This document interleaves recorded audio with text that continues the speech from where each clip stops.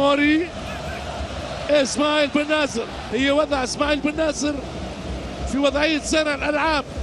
عالية الكرة بن ناصر بعيدة من الجزائري. اسماعيل بن ناصر عشاق الميلان.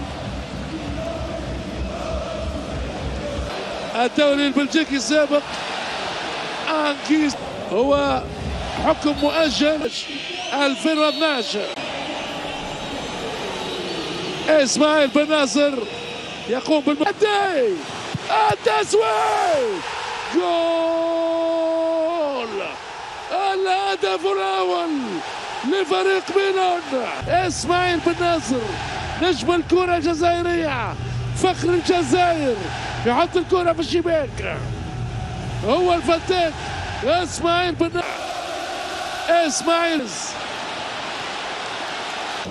بن ناصر، لياو بن ناصر رايح الكرة، لياو بن ناصر يوزع. هذا هي كرة سايمون كاير، محظوظ فريق نابولي لكاير وميلان مع نهاية الشوط الأول رهيب وعجيب بهذا الجزائري المغوار في رابع موسم مع ميلان. بدايته كانت في سبورتينغ، يصبح ثالث لاعب جزائري سجل في الدوري الروماني سباق الدوري الرابع. كفارات صغيرة ما تعديش الكرة.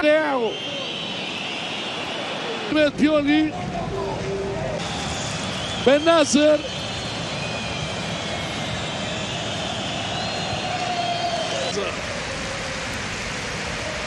كل جماهير ميلان تحيي نجم الكرة الجزائرية والعربية اسماعيل بن ناصر اللي سجل اسمه في أحرف الذهب في سماء الكرة الأوروبية.